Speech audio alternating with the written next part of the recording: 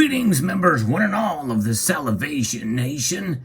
Silver did something strange today. Let's explore.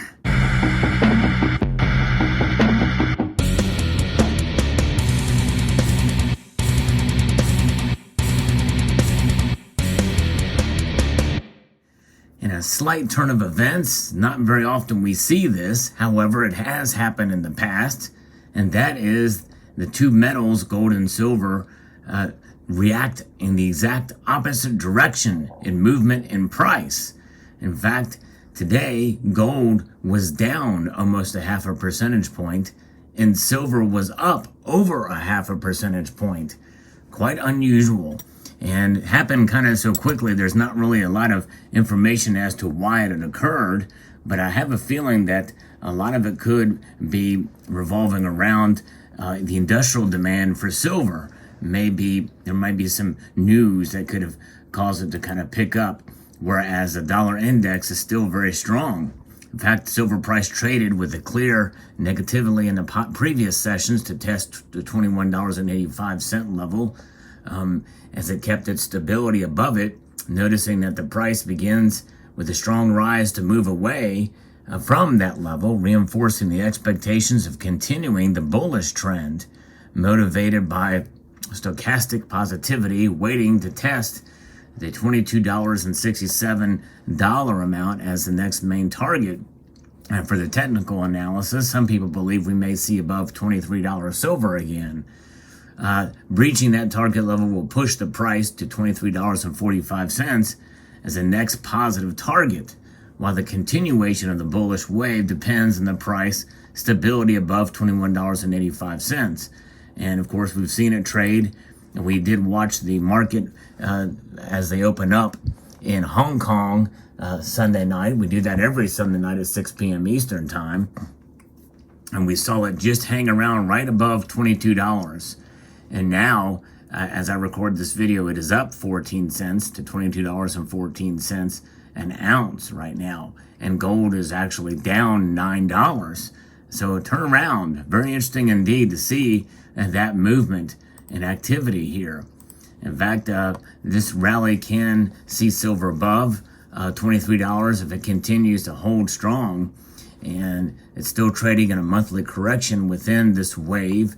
More technical analysis talk here, but bears slowed down after reaching $20 support area, which is fine as we can count waves, 5 waves down from $26.20 within an extended wave if you look at the charts. And of course, you know, that's just it. Technical analysis can really get in, but it's based off of past performance and looking at patterns. It's kind of the study of patterns.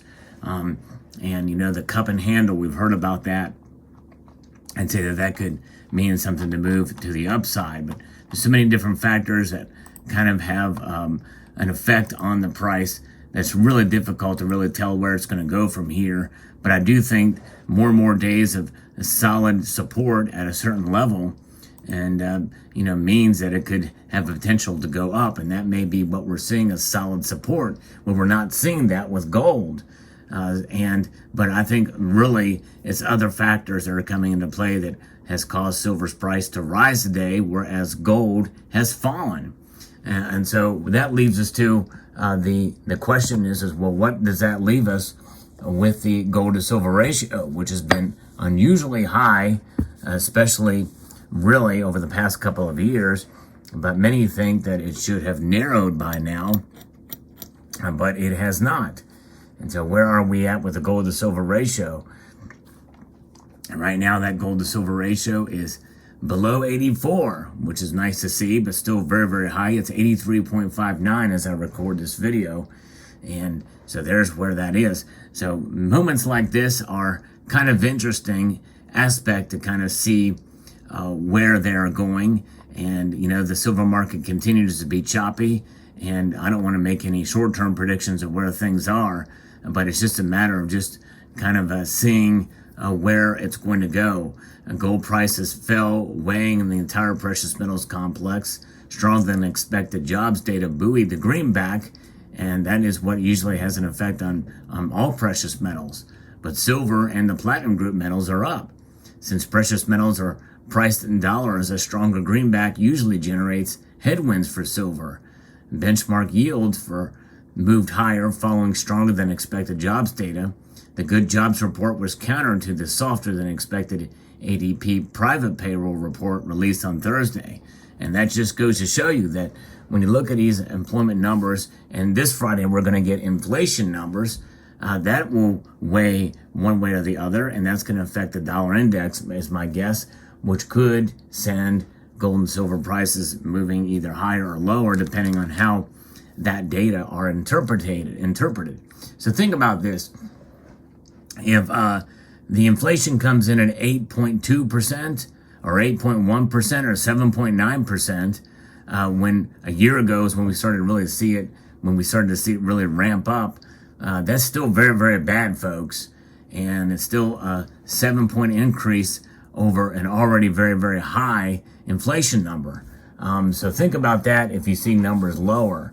And so that's going to depend on how people interpret that data, and how the psychology of the markets, which the psychology of the markets does not necessarily react logically one way or the other. So we'll see how it plays out, because when we saw the inflation numbers before, it was a lower number by percentage, but thinking about where we were at last year, we started to kind of see it grow, which is when they were saying, well, hey, we may have it for a brief amount of time. It'll be transitory. But that didn't turn out to be the case so much. And in fact, even to the point now where even our very own Treasury Secretary, who was the former Fed chair, is saying that to expect it to last a year. Of course, that was a couple of months ago when she said that, but what is her forecast now? Well, her forecast now is basically stating that she was wrong about inflation, of course. And so, we'll see. But nonetheless, they're all predicting very high prices. Gas prices are at a new record high, and there's no relief in sight for gas prices.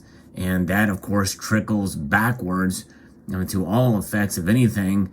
In fact, even including food prices, because a lot of the packaging involves oil. Plastics involve oil. And a lot of that stuff is packaged in plastics. A lot of food is. And so you think of how oil is a staple of the economy. It is the energy that is not going away anytime soon, folks. Even though we may have some of these alternative sources, and I'm all for alternative energy, but nonetheless, oil is needed, and there's a lot of squeezing on oil production right now, mainly caused by the Biden administration here in the U.S., and it's really sad to see that we're being punished with already high inflation being caused by money printing, and being exacerbated by high oil prices because of these leases that are not allowed to be implemented to drill. And so that's where we are at.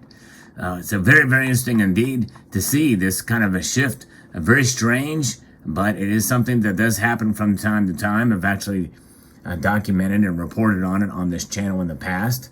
What an amazing thing, in a sense. We got a little discount on gold, and silver is up slightly. And by the way, I referenced platinum and palladium earlier. No movement at all in rhodium, but platinum is up $4. And that's just about a 0.4% increase as I record this video. The markets are about to close. Palladium is up over 1%. It's getting close to $2,100 an ounce now. So very interesting indeed. Silver, though, the metal to kind of watch and see how it plays out. And so the prices could be reacting to some technical aspects. We'll see how it does. But let me know what your thoughts are in the comment section below about where these metal prices are going. And I want to remind you again that I do post videos on a daily basis. Several of you, in fact, I've got an email from somebody that says they've not received any notifications or seen my videos come across their subscription feed in quite some time.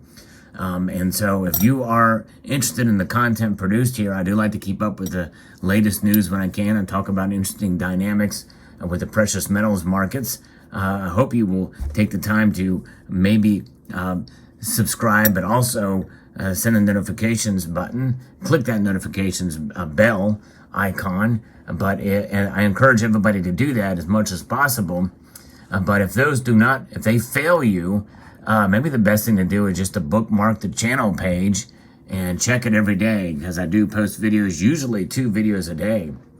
So there you go. I hope you enjoyed this video. I'd like to extend a multitude of gratitude to you all for taking the time to watch, and to encourage you to please rate, share, comment, and subscribe.